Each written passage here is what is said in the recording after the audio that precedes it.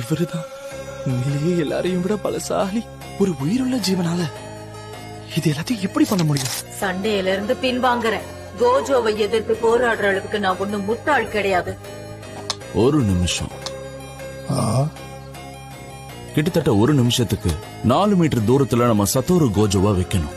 சத்தோரு Gojo தன்னோட முழு சக்தியை எப்ப வெளிக்கொண்டு வருவான்னு உங்களுக்கு தெரியுமா? எங்களுக்கு தெரியாதுன்னு உனக்கு தெரியாதா? நீயே சொல்லு. அவன் தனியா இருக்கும் போதுதான்.